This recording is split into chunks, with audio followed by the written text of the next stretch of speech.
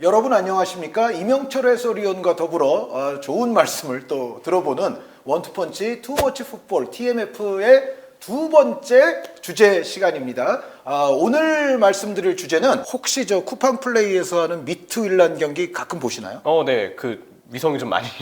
그쵸, 자주 좀 끊기긴 하지만. 현지에서 이제 아무래도 뭔가 국제로 송출할 준비가 아직 다 돼 있다 보긴 힘든 거죠. 그렇죠. 그리고 화질이 좀 안 좋다는 얘기들이 있잖아요. 근데 네. 그게 덴마크 현지에서 보내주는 화면의 화질 자체가 안 좋아서 쿠팡 플레이 쪽에서 이거 개선할 수 있는 상황이 아니라고 들었습니다. 예, 그래서 조규성 선수가 그래도 아주 잘하고 있고 또 여기 이한범 선수까지 이제 앞으로는 또 추가가 될 것이기 때문에 미투 일란 경기 또 열심히 시청해 주시면 감사할 것 같은데 조규성 잘하고 있죠. 이 이야기를 꺼내는 이유는 미투 일란의 프란 쿨리누라는 선수가 있어요. 이 선수가 이제 나이가 2004년생 6월생이라 이제 만으로 19입니다.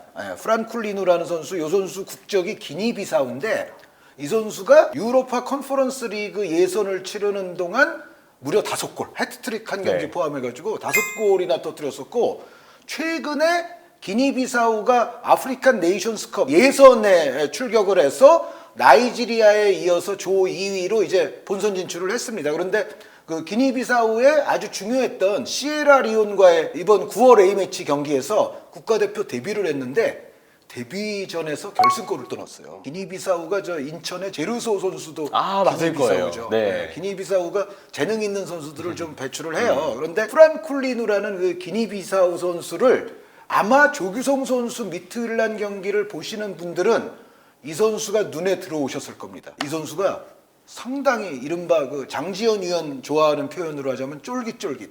탄력이 있다. 네, 상당히 운동 능력, 탄력, 뭐 아크로바틱한 능력 이런 게 있으면서 미투 일란에서도 상당한 영향력을 이제 뿜어내고 있어요. 그리고 그 말씀을 드리는 이유는 근데 이 선수가 아직 티네이저라는 거. 기니비사우 선수를 제가 이제 소개를 해드리면서 오늘 주제를 말씀을 드리겠습니다. 오늘 주제는 세계는 넓고 또 인재가 많지 않습니까? 그렇죠. 티네이저 프란 쿨리누처럼 아직 만 20살이 안 된 선수들 가운데 누구를 우리가 이제 주목해야만 하는가에 관해서 이명철 해설위원과 제가 나름대로의 이제 탑 7을 소개해드리는 시간을 가질 텐데 제가 그런데 느끼기에는 탑 7이 아니라 한 70명은 되지 않습니까? 사실 맞아요. 네. 이게 오늘 7명에 소개되지 않는다고 해서 우리가 소개한 선수가 소개하지 않은 선수보다 무조건 우위를 뜻하는 건 아니라고 생각합니다. 네. 그렇다고 뭐 탑 70를 할 수는 없잖아요. 네. 그러다 보니까 이제 탑 7만 하는 건데 어쨌든 여기에 포함되지 않았다 해도 아무런 상관이 없다. 제가 프란 쿨리누 선수 말씀드린 이유가 프란 쿨리누도 7에 포함시키지 않았지만 주목해야 된다라는 그 예를 하나 제가 어떻게 보면 좀 들어드린 거라고 볼 수가 있습니다. 그럼 저도 미리 말씀드릴 건 사실 가비 선수가 아직도 10대에 해당되거든요. 그렇죠. 전 그래서 가비를 안 넣었습니다. 가비는 근데 네. 넣기가 어렵죠, 이제는. 그렇죠. 여전히 그냥 나이로만 자르면 가비 선수 넣을 들어가는 게 수도 맞지만. 있지만 네. 저희가 혹은 뭐 다른 외국에서 어떤 이런 영스터에 관한 컬럼을 쓸 때 가비를 이제 거기다 넣으면은 그거는 좀 무책임한 컬럼 아닙니까? 맞습니다. 네. 그래서 가비는 규격 외다 이제 논외다라고 생각을 하고 야말 선수도 당연히 들어가면 하지만 전 넣지 않았거든요. 저는 넣었어요. 이유는 하나입니다. 야말은 넣긴 했어요. 야마를 안 넣은 이유는 한준희 의원님이 꼽으실 것 같아서 저는 야마를 빼고 2회 선수들로 오히려 그래야 더 다양한 선수들을 설명해 드릴 수 있으니까. 그러면은 이명철 해설위원의 전 세계 우리가 이 시간 주목해야 될 티네이저 10대 선수 7번째 선수 듣겠습니다. 앞서서 이제 프랑쿨리누 선수를 말씀해 주셨잖아요. 네. 그럼 저도 똑같이 드리블러를 먼저 소개하겠습니다. 예. 네, 기술 좋은 드리블러 2006년생 도르트문트의 윙 자원이고요. 질리엥 듀랑빌. 벨기에는 사실 정말 재능 있는 선수들이 많아요. 또 특히 얼마 전 맨체스터 시티 데뷔골을 넣었던 드리블러 제레미 도쿠가 이제 프리미어리그에 와서 주가를 나날이 높이지 않을까 예상을 하는데 이 듀랑빌 선수도 유튜브와 같은 매체를 통해서 저희 원투펀치 채널 혹시 구독 안 누르셨으면 구독 누르시고 그 다음에 검색창 누르셔서 듀랑빌 영어로 스펠링 검색하신 다음에 스페셜 한번 보시면 아까 장재현 의원님의 표현 쫄깃쫄깃하다. 진짜 탄력 있다. 사실 듀랑빌 선수 혹은 뭐 듀랑빌 선수 플레이를 봐도 막 느껴지는 그 특징이거든요. 양발로 제가 봤던 영상에서는 드리블을 되게 잘 치고 방향 전환이 굉장히 빠릅니다. 몸에 탄력이 있다 보니까 한번 상대를 앞에 두고 나 너 제칠게 제낄게 하면 진짜 제껴지는 선수예요. 네, 그 정도로 드리블에 대해서는 자신감이 있는데 그러면서도 탄력이 좋아서 상대를 타이밍적으로 속여내고 그걸 바탕으로 한두 명 제쳐내는 걸 늘 잘 가져갔던 선수가 이 듀랑빌 선수고요. 이 선수가 단순히 도르트문트에 있을 때부터 주목을 받은 게 아니고요. 이전 소속팀이었던 안더레흐트에 있을 때도 다른 건 몰라도 듀랑빌의 드리블만큼은 주목하라는 해외 반응이 네. 굉장히 많았습니다. 그래서 저는 이 2006년생 사실 예전 방식의 한국 나이로 봐도 지금 아직 18살밖에 안 되거든요. 만으로 어떻게 돼요? 생일이 언제예요? 듀랑빌 선수 아직 17살입니다. 네. 나이가 어리죠. 만 17세. 네, 만 17세. 네. 그러니까 이제 참 어린 상황. 근데 이미 도르트문트에서 그 어린 나이에도 지난 시즌 마인츠전에 나왔어요. 네. 도르트문트 팬분들은 마인츠전에 정말 생각하고 싶지 않은 그렇죠. 최악의 경기가 되겠죠. 못 이기는 결과가 나오면서 바이에른 뮌헨에게 분데스리가 트로피를 넘겨주고 말았는데 그 경기 때 듀랑빌이 나와서 사실 도르트문트 입장에서 정말 중요한 경기고 긴장이 될 수밖에 없잖아요. 그리고 그때는 이 선수가 5월생이기 때문에 만 17세도 아닌 거의 16세에서 17세로 전환되지 얼마 안 됐을 때예요. 그러니까 사실상 16세라고 봐도 될 정도의 나이인데 그 긴장된 상황에서 마인츠 수비를 앞에 두고 드리블로 이미 인상을 확실하게 남긴 선수가 듀랑빌이거든요. 저는 드리블로로 봤을 때 듀랑빌은 앞으로의 성장 방향이 되게 재밌을 것 같은 선수다. 좀 주목되는 선수다라는 점에서 이 선수를 이번 주목할 만한 선수에 꼽아봤습니다. 네, 도르트문트의 듀랑빌 선수를 처음으로 말씀해 주셨고 저는 역시 테크닉 좋은 선수, 드리블 좋은 선수, 노르웨이의 2005년생 만 18세 안토니오 누사 선수입니다. 근데 노르웨이 선수인데 이름 성이 누사. 나이지리아계입니다. 아, 그래서군요. 아버님이 이제 나이지리아계라서 그런데 노르웨이 국가대표로 이번 9월 A매치 기간에 데뷔를 했는데 첫 경기 요르단과의 평가전에서 데뷔하자마자 1골 1도움. 두 번째 경기는 유로 예선이었거든요. 조지아전인데 2도움. 9월 A매치 기간에 대표팀 유니폼 처음 입고서 1골 3도움을 기록했는데 특히 중요했던 조지아전에서 2도움을 누구에게 했느냐? 하나는 엘링 홀란, 하나는 마틴 웨데고르입니다. 이야, 너무 위대한 선배들에게 그렇죠. 선물을 해줬네요. 그리고 바로 노르웨이가 필요하던 바로 그 스타일이죠. 제가 봤을 때는 안토니오 누사는 지금 엘링 홀란 선수가 앞으로 너무 잘해줄 것 같아요. 너무 귀여워하고. 왜냐하면 노르웨이 국대가 앞으로 어느 정도까지 올라갈 수 있느냐에 제가 봤을 때 누사 선수가 결정적이거든요. 스타일이 다르니까 기존의 선수들과는요. 그러니까 플레이메이커도 우수하고 뭐 슈퍼 스트라이커도 있는데 문제는 상대를 흔들어주고 파괴하고 균열을 해줄 수 있는 측면의 선수가 있느냐의 문제인데 바로 그 드리블 능력과 드리블 이후에 또 동료들을 향해서 패스를 공급해주는 그 플레이를 안토니오 누사 선수가 할 거예요. 누사 선수는 지금은 클럽 브리에서 활약하고 있는데 아까 듀랑빌 선수 말씀하실 때 이 벨기에 리그 좀 주목을 해야 된다. 우리 뭐 홍현석 선수도 있습니다만 클럽 브리헤도 지금 뭐 유럽 클럽 대항전에서 매년 뭐 잘하는 팀이잖아요. 클럽 브리헤 경기 보실 때 이 누사 선수 꼭 주목해 보시면 좋을 것 같고 사실은 이미 빅리그에서 많이 노리긴 했었죠. 근데 아직 안 갔을 뿐인데 어쨌든 누사 선수 앞으로 노르웨이에게도 아주 중요한 자원이 될 거고 조만간 이 선수도 빅리그 갈 겁니다. 자, 이명철 해설위원의 그 6번째 듣겠습니다. 기술 좋은 선수를 한 명 더 소개해드리겠습니다. 이 선수는 이미 인지도가 상당한 선수인데요. 2004년생이죠.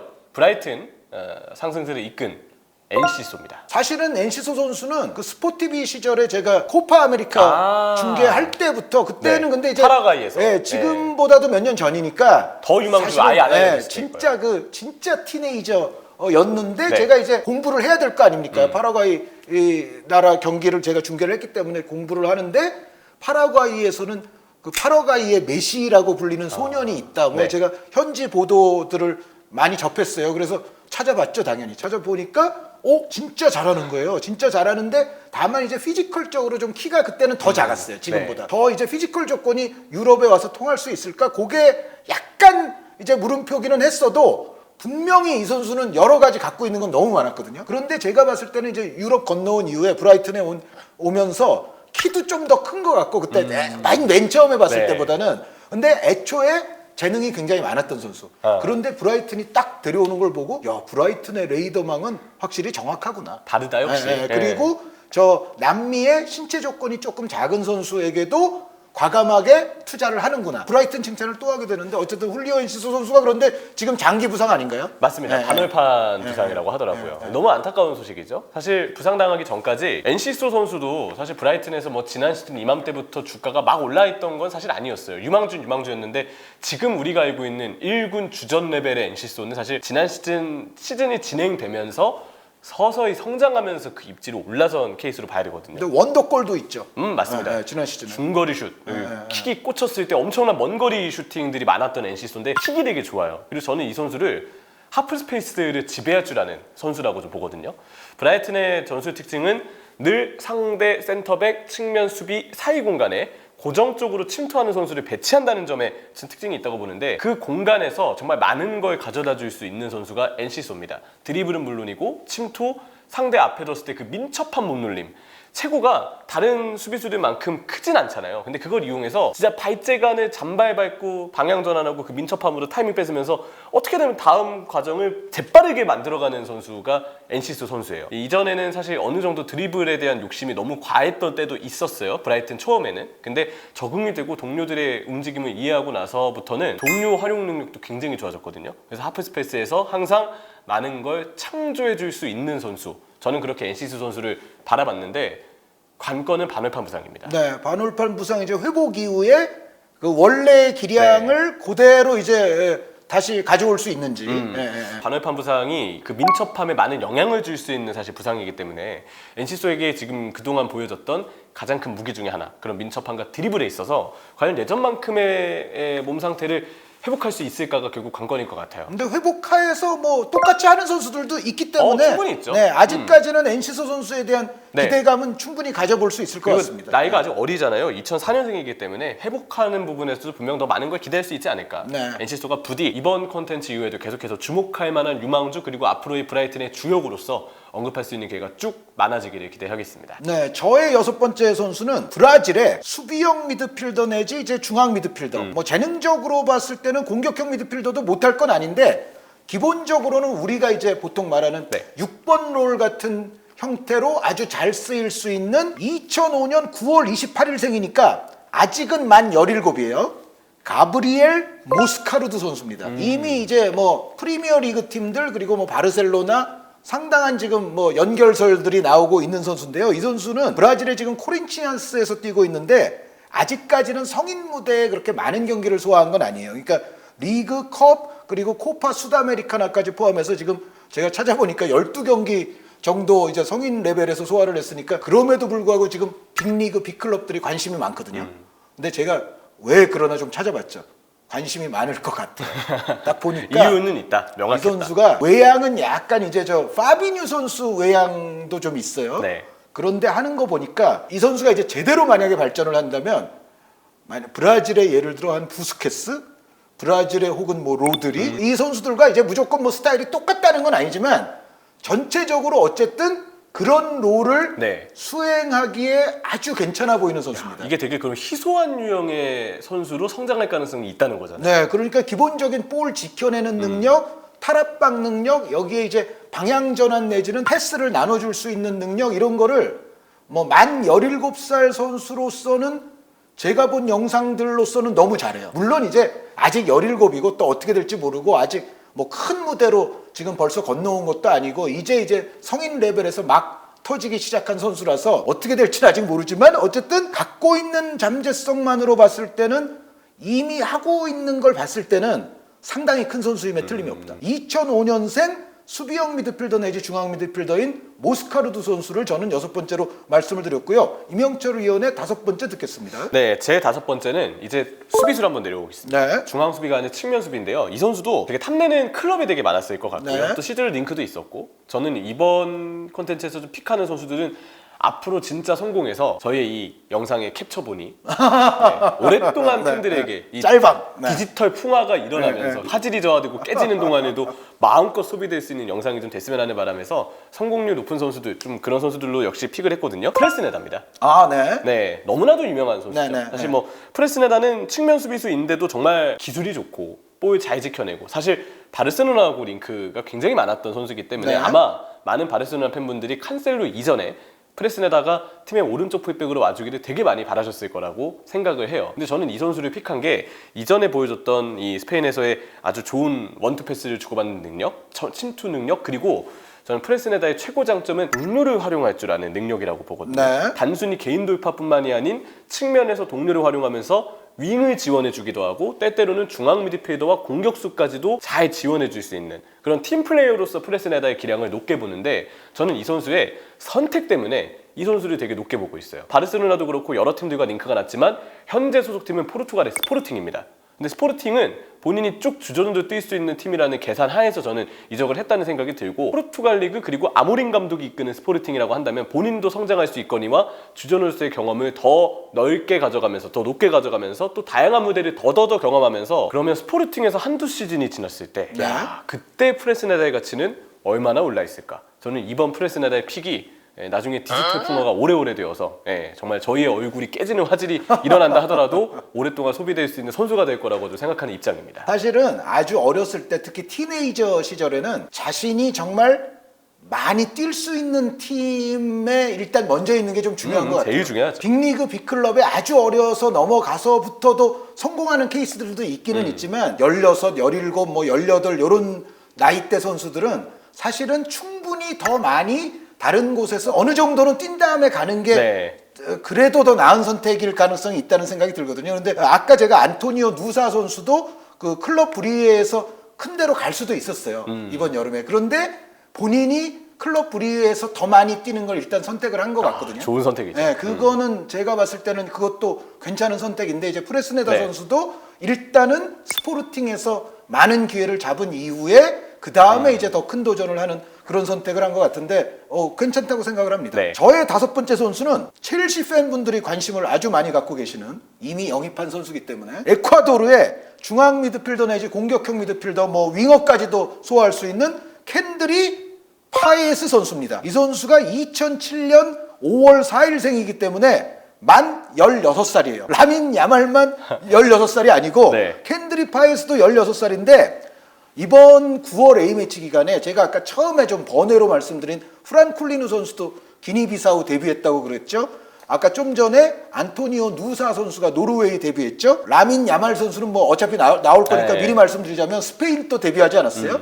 그런데 켄드리 파에스도 에콰도르 대표팀 데뷔를 했습니다. 에콰도르 대표팀 데뷔를 하면서 16살짜리로는 믿을 수 없을 정도로 뛰어난 활약을 펼쳐 보여서 아마도 첼시 팬분들은 매니아 분들은 아마 그 내용과 결과를 알고 계실 거거든요. 중앙 미드필더 내지 공격형 미드필더 이쪽에서는 저는 실패 확률이 거의 없을 것 같습니다. 그만큼 괜찮아요.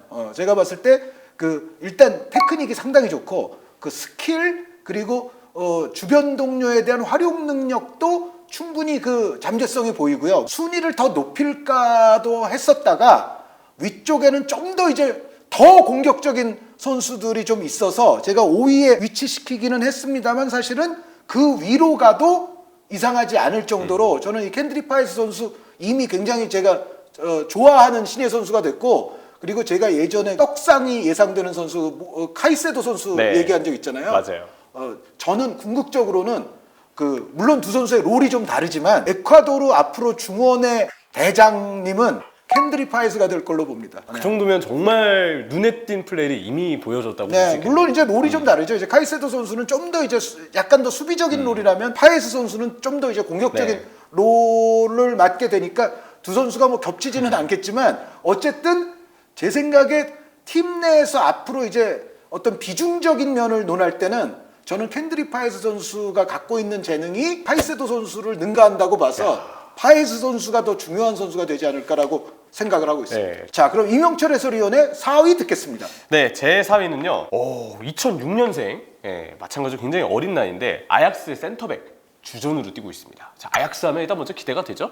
그리고 항상 이적 시장마다 기사의 태그를 봐야 돼요. 왼발인지 아닌지, 센터백인지 아닌지. 왼발 센터백이 딱 해당되면 그 선수는 어느 팀이건 항상 링크가 납니다. 여름이 되건 겨울이 되건 계속 링크가 날 수밖에 없거든요. 그 왼발 센터백의 어린 나이 2006년생까지 타고난 선수가 있어요. 조렐 하토 선수입니다. 네. 굉장히 이제 하토 선수도 언급이 최근 많이 되고 있는데 일단 프로필부터가 왼발 센터백이잖아요. 다른 팀의 감독들, 다른 팀의 스카우터들이 탐낼 수밖에 없는 이 조건을 가지고 있는데 잉글랜드 프리미어리그 기준으로는 왼발 센터백이면 일단 기본 한 300억은 추가되고 가는 거 아닙니까? 그렇죠. 네, 기본 네. 가격이 있으면 거기 플러스 한 네. 300억은 더 붙는 것 같아요. 여러 팀들이 또 달려드니까 그런 부분에서 하토 선수는 아주 좋은 프로필을 지녀서 앞으로 이적 시장의 단골 손님이 될 거예요. 아약스에서는 지난 시즌 데뷔를 해서 간간히 경기를 뛰다가 올 시즌부터는 아예 주전으로 지금 올라서서요. UEFA 대회는 물론이고 리그에서도 쭉 주전으로 뛰고 있습니다. 물론 아약스가 테나 감독이 나간 뒤로는 팀 컨디션이 좀 떨어지면서 지난 시즌도 그렇고 올 시즌도 그렇고 전력이 많이 약해지긴 했거든요. 그런 점도 뭐 하토 선수에게는 좀 영향을 주긴 했겠지만 근데 하토 선수가 정말 이 어린 나이에도 벌써 아약스의 주전으로 뛰고 있고 이미 침착함을 보여주면서 심지어는 수비 상황에 주위 동료들을 리딩하는 모습까지 보여주는 건 뭔가 타고났다 라는 점을 다시금 느끼게 하는 덕목이라고 좀 보고 있습니다. 일단 왼발 비동 능력이 워낙에 좋고요. 그리고 수비 상황에서도 말씀드린 것처럼 굉장히 침착하게 주전으로 뛰면서 대응을 하고 있다는 점. 추후 이 선수의 잠재력이 어느 정도 오를지를 역시 지켜볼 만한, 기대해 볼 만한 프로필이 있는 것 같고요. 대신에 단점은 아직 키가 182cm로 작습니다. 또 옛날의 한국 나이를 기준으로 18살이기 때문에 키가 충분히 더 클 가능성은 충분히 있을 것 같거든요. 그리고 뭐 다른 재능이 또 엄청나게 좋으면 네. 거기서 키는 한 3, 4cm 정도만 잘한다면 좋긴 하겠네요. 맞습니다. 네. 그러면은 뭐 추후 이적 시장의 단골 손님이자 기대해 볼 만한 유망주로 불리지 않을까 생각을 합니다. 저의 네 번째 선수는 아마 이 선수는 이명철 의원님 리스트에도 있을 것 같아요. 네. 에반 퍼거슨입니다. 있습니다.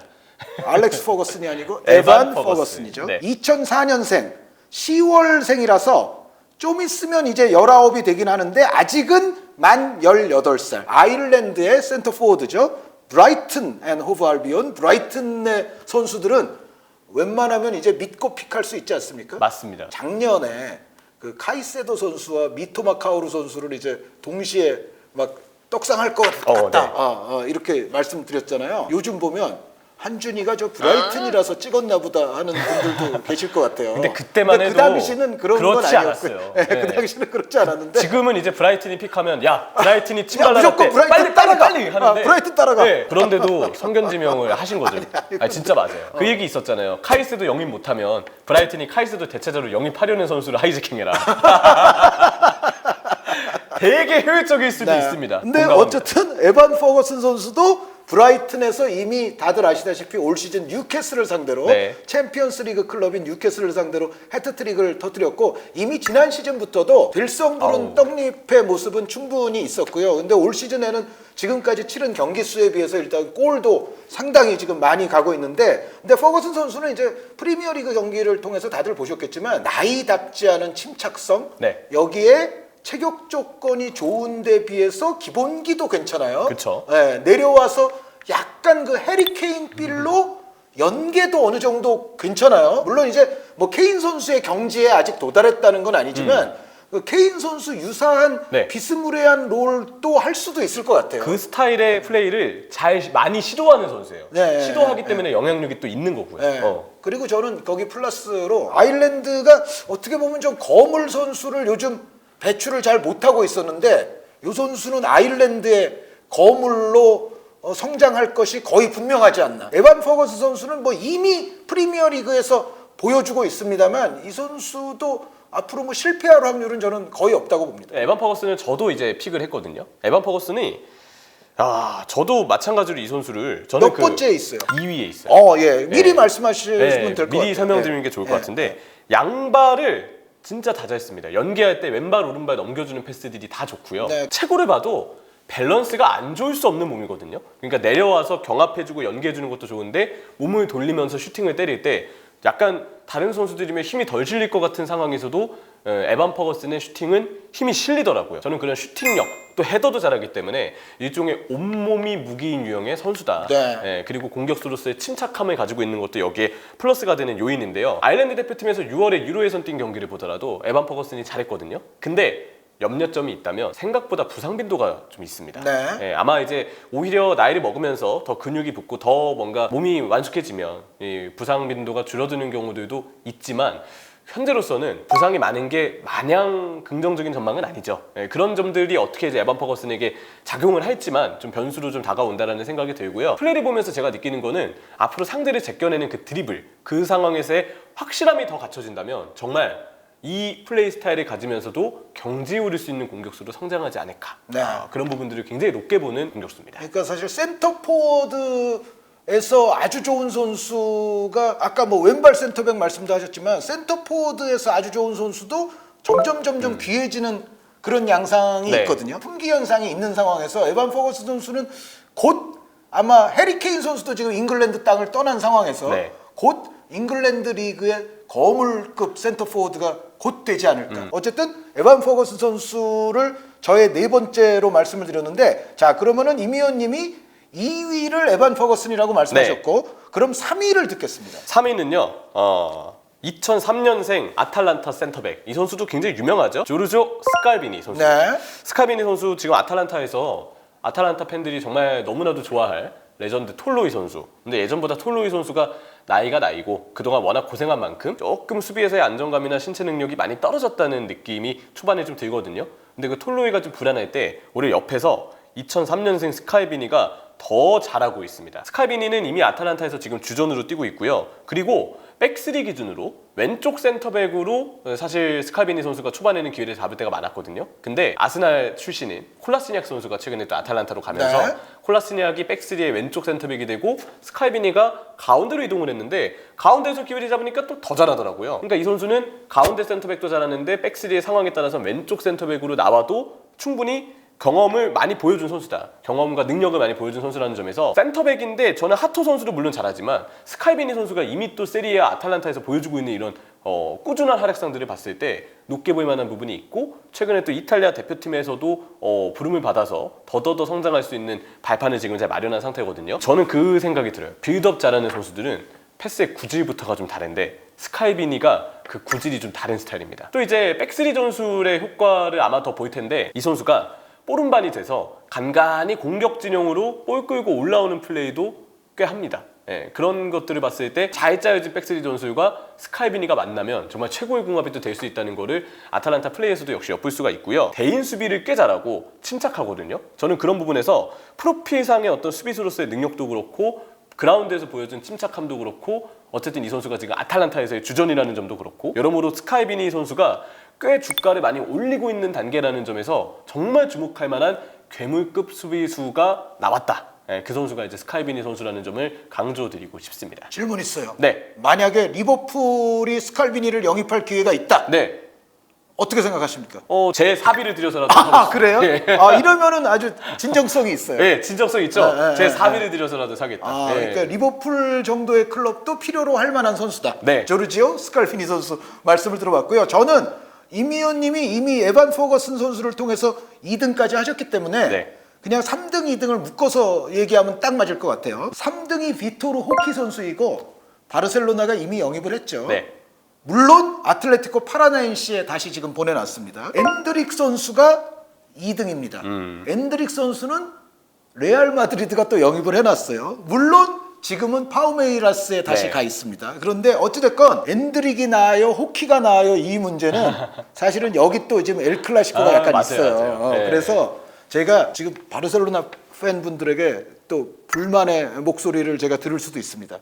왜냐하면 엔드릭이 2등이라고 네, 했고 호키가 3등이니까. 네, 호키가 3등이라고 네. 얘기했기 때문에 그런데 저는 사실 이 두 선수에게 있어서는 거의 뭐 차이가 그렇게 존재한다고 보이진 않고요. 그러면 2.9등 대 3.1등으로 하시죠. 네, 그 정도예요. 그런데 이제 호키 선수를 약간 아래쪽에 놓은 가장 큰 이유는 생일이 엔드릭 선수가 2006년 7월생인데 반해서 호키 선수가 2005년 2월생이니까 두 선수 간의 연령은 정확히 말씀드리자면 15개월 정도의 차이가 있습니다. 15개월이면 이거 정말 상황에 따라서는 사실 2살 차가 날 수도 있어요. 그렇죠. 한국 나이로 봤을 때. 네. 그 그래서 정도로 엄청난 차이죠. 17살, 18살 이때의 15개월 차이는 꽤 크다고 보기 때문에 엔드릭 선수의 포텐셜을 호키 선수보다 아래쪽에 두기는 조금 어렵겠다라는 생각이 들었어요. 네. 그런데 이제 바르셀로나 팬들은 이렇게 반론하실 수 있습니다. 뭐냐면 호키 선수가 현재 보여주고 있는 그 스탯적인 측면이 엔드릭보다 월등히 높은 건 사실입니다. 그러니까 엔드릭 선수가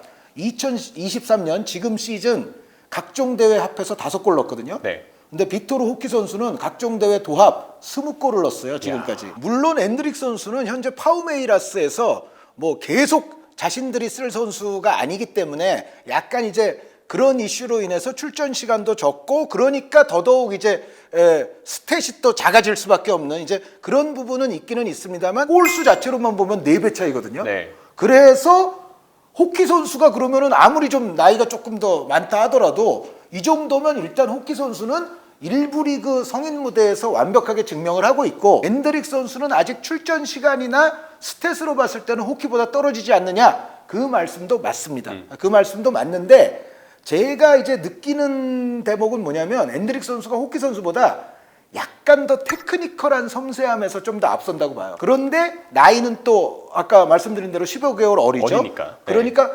앞으로 한 1년 정도 후에 엔드릭 선수가 어느 정도 하는지를 한번 봐야 될 필요가 있습니다. 그래서 일단은 저는 나이가 깡패 아닙니까? 네. 그리고 말씀드렸던 대로 조금 더 섬세한 테크닉이 엔드릭 선수에게는 있어서 저는 엔드릭 선수를 그래도 한 단 높게 놨고요. 근데 이제 호키 선수에게 또 제가 덕담을 하자면, 제가 호키 선수 스타일을 보면서 느끼는 거는 바르셀로나 출신 중에서 이제 비유를 하자면 루이스 수아레스 선수와 좀 비슷해요. 오. 네. 그래서 물론 이제 수아레스 정도만 될 수 있으면은 바르셀로나 팬들은 다 행복해지겠죠. 폭발력이 엄청난. 그러니까 좀 폭발적이고 정말 밀고 들어가면서 이른바 빠따도 네. 좋고, 이제 수아레스 선수를 좀 연상케 하는 면이 있거든요. 물론 이제 바르셀로나 팬들은 한 발 더 나가서 비토르 호나우두 선수가 됐으면 하는 바람은 있겠죠.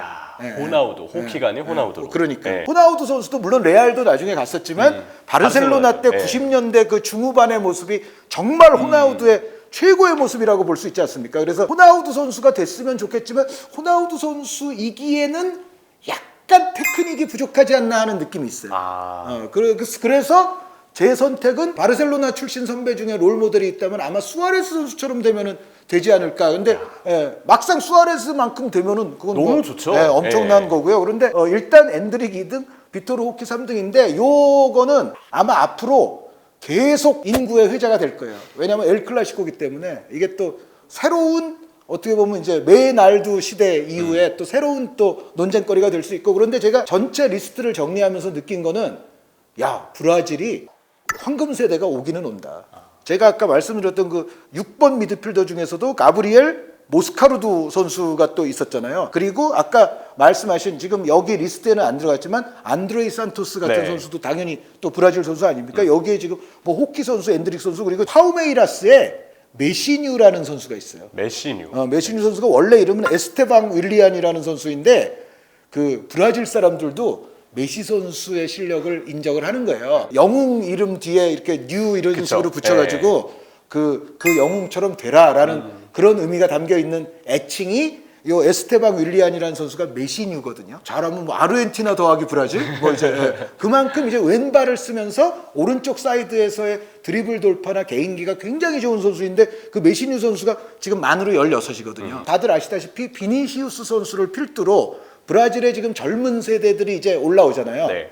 그런데 지금 아직까지 확연히 뭐 빅리그에서 뜬 건 아니지만 오늘 말씀드리는 선수들 가운데도 브라질 선수들이 많아요. 그래서 그때쯤 되면 비닐 신이 이제 형님 노릇을 하면서 뭔가 이제 브라질의 어떤 재능의 황금 세대를 한번 이끌 수도 있지 않을까라는 생각을 하는데, 어찌됐건 브라질이 월드컵 우승한 지는 좀 오래됐어도 여전히 재능 부자인 나라인 것만큼은 맞다. 그게 지금 엔드릭 또 호키 선수 말씀드리면서도 그런 생각이 또 났습니다. 자, 그러면 이명철 해설위원의 대망의 1위 누굽니까? 저는 나이에서 가산점이 좀 많아요. 이게 사실 유망주 순위는 1위부터 7위까지의 순위 차이가 막 그렇게 엄청난 차이가 있다고 보진 않거든요. 그리고 이거 나중에 뒤죽박죽 어떻게 될지 모른다니까요. 맞아요. 오늘은 설명하고 싶은 선수, 그리고 약간의 개인적인 애정이 또 담긴 선수, 취향이 담긴 선수에 대한 픽이라고 봐주면 되는데, 그 맥락에서 제 1등은 바이에른 뮌헨의 마티스 텔입니다. 저 이런 유형의 공격수를 되게 좋아해요. 마티스 텔 선수를 저도 사실은 넣으려고 하다가 그냥 또 좀 여러분들께서 그나마 조금 모르시는 선수들을 소개하는 게 조금 낫겠다는 생각이 들어서 마티스 텔 선수를 뺐습니다만, 사실은 이 리스트에 높은 순위에 있어도 전혀 이상하지 않습니다. 그렇죠. 저는 그리고 지금 이 10대 선수들 중에 역시 가장 보여준 부분이라든지 앞으로의 성장 가능성이 꽤 높게 보이는 정말 성공률이 높을 선수가 전 마티스 텔이라고 보거든요. 공격수의 슈팅력은 어느 정도 타고나야 될 부분이 있다고 생각을 하고 그 스탯을 정립할 줄 아는 마무리의 섬세함 혹은 위력을 발휘할 수 있는 어떤 멘탈적인 준비 그런 마무리 능력도 사실 천부적으로 타고난 부분이 꼭 있어야 한다고 생각을 하는데 저는 마티스 텔이 지난 시즌 공격수로서 스탯을 쌓을 때부터 이미 그런 부분들이 좀 타고난 자원이라고 좀 느꼈어요. 지난 시즌에 주전으로 많이 나온 건 아니지만 교체로 출전했을 때 출전 시간 대비 경기 대비 스탯이 꽤 훌륭했던 선수가 마티스 텔이거든요. 나이가 워낙 어리니까 지금도 충분히 보여줄 수 있는 게 있지만 한 시즌을 그것도 바이에른 뮌헨 정도의 팀에서 주전으로 뛰게 하기는 힘들다. 그래서 케인이 오면서 다시 케인의 어떤 서브로 지금 자리를 잡고 있는 마티스 텔인데 그래도 올 시즌 또 나올 때마다 득점을 해주고 있거든요. 특히 제일 중요했던 메넨글라트바흐전에서의 극적인 골. 출전 시간당 득점률로 따지면은 굉장히 높은 거 아닙니까 지금? 정말 높은 거죠.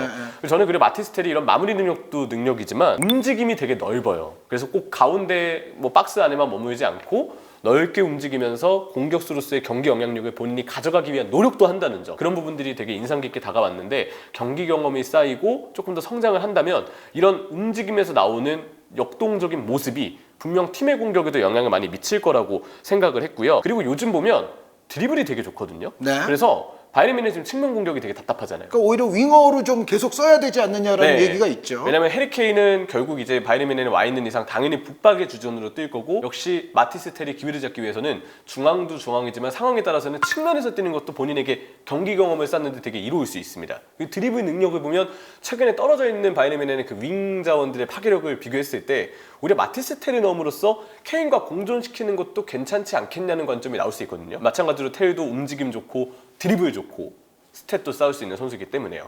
킥이 좋기 때문에 그런 부분에서 윙포워드 기용에 대한 어떤 긍정적인 전망도 마티스 텔은 해볼 수 있는데 투엘 감독이 그렇게 생각하고 있는지는 좀 봐야 될 것 같고요. 이 선수의 앞으로의 성장을 위한 과제는 선발로 나왔을 때의 영향력을 역시 키워야 되겠죠. 지금까지는 조커로서의 영향력이 선발로서의 영향력보다는 조금 더 높아 보이는 게 사실인데 이걸 위해서는 경합 능력과 패스 능력이 경기를 거듭하면서 점점 발전을 해야 됩니다.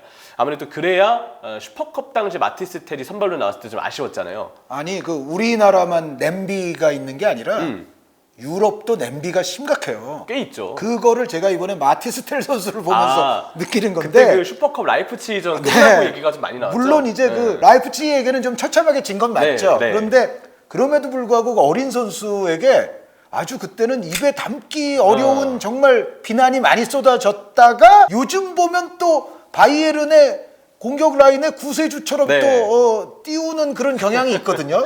그래서 야 이거 대한민국만 그런 게 아니다. 지금 서양 유럽 가도 땅으로 떨어졌다가 또 하늘로 올라갔다가 하는 일들이 그 독일에서도 벌어지는구나라는 걸 느꼈습니다. 그렇죠. 근데 텔 선수가 어떻게 보면 슈퍼컵에서의 그런 본인도 상처를 입을 만한 상황이 있었는데도 그거에 굴하지 않고 리그에서 바로 또 스탯을 정립해주고 있으니까 어떻게 보면 멘탈적인 준비는 또 잘 돼 있다고도 볼 수 있을 것 같아요. 그래서 경기를 거듭하면서 지금은 좀 아쉬운 선발로서의 영향력이 아마 시간 지나면 점점 올라올 거라고 믿기 때문에 마티스 텔의 성장 가능성을 굉장히 높게 평가하고 싶습니다. 저의 1위도 제가 적어온 선수 가운데 유일하게 큰 클럽이죠. 네, 야말 선수입니다. 그렇죠. 네. 생각해보니까 아직 안 나왔군요. 야말이 아직 안 나왔죠. 네. 워낙에 기본기가 좋고요. 타고난 능력이 있는 것 같아요. 이 선수는 물론 스페인 대표로 이번에 데뷔를 하면서 정말 가비 선수 기록을 다 깼죠. 최연소 출전, 최연소 득점 모든 기록을 깼고 또 유로 예선에서 골을 넣은 최연소 선수로 또 등극을 했어요. 이전 종전 기록 보유자가 그 웨일즈의 가렛 베일 선수였는데 베일 선수 기록을 또 야말 선수가 깼습니다. 그래서 야말 선수가 지금 하나하나 하는 것은 아마 대부분 앞으로도 기록이 많이 수립이 될 건데 어떻게 보면 메시 선수보다는 중계 때도 약간 그런 말씀이 나왔지만 네이마르 선수와 좀 더 유사한 면도 없지 않아 있는 거는 같아요. 그러니까 메시 선수는 같은 이 나이 때 약간 그 마라도나 선수 젊을 때처럼 탱크 같은 돌파력 같은 그런 게 있었는데 그 야말 선수는 그런 정도는 아니거든요. 제가 봤을 때. 그러니까 그런 인상을 주진 않아요. 그런데 오히려 네이마르 선수 같이 조금 능글능글한 듯한 그 부드러움. 상대 수비에게 타임도 뺐고. 그런 느낌인데 어찌됐건 아직도 2007년 7월 13일생 16살 선수로서는 너무 갖춰진 선수이고 바르셀로나의 그 사정에 입각해서 16살 선수에게 사실 시즌 초반부터 꽤 많은 출전 시간을 지금 주지 않았어요. 다른 선수 믿을 선수가 별로 없어가지고 그랬는데 어쨌든 이제 저희가 전편에 말씀드린 대로 더블 주황 선수가 이제 오기는 했습니다만 어찌됐건 야말 선수는 지금 엄청나게 유명해지기는 했지만 그래도 여기 리스트에는 들어야 된다. 왜? 아직 냉정하게 보면 진짜 뛴 경기 몇 경기 안 되거든요. 그건 맞아요. 저는 근데 이미 보여준 임팩트나 스타성으로 봤을 때 그냥 오늘 다루는 건 입이 아픕니다 라는 생각에서 오늘 저는 조기 졸업을 시켰다는 점 자막 한번 띄워주세요. 제 기준에 라민 야말은 조기 졸업자다. 초조기 졸업 아닙니까? 진짜 초조기 졸업이죠. 지금 성인 무대 뭐 몇 경기 뛰었다고 졸업을 시킵니까? 지금? 저도 같은 기준으로 본다면 지금 이 나이대에서 1등으로 꼽을 만한 재능은 야말이 맞는 것 같아요. 그리고 우리의 모든 공통점이 평가. 가비는 규격외다. 그러니까 여기서 가비 선수는 여기서 더 이상 이런 리스트에는 논하면 안 돼요. 그렇죠, 그렇죠. 가비를 여기 포함시키잖아요. 그러면은 성이 없는 겁니다. 그렇죠. 그래서 저희는 무성의하지 않은 리스트가 되기 위해서 나름 그래도 연구를 하고 노력을 했고요. 오늘 임영철 해설위원과 더불어 진행해드렸던 지금 현재 세계에서 주목해 볼 만한 10대 티네이저 선수 7명씩. 그런데 에반 퍼거슨이 동시에 나오는 바람에 결국은 13명이 총 된 것 같습니다. 피하려 했지만 역시 한 명은 겹치네. 에반 퍼거슨. 그래서 어쨌든 퍼거슨 선수 동시에 포함됐다는 말씀과 더불어서 오늘 이 시간을 마치겠습니다. 여러분 대단히 감사합니다.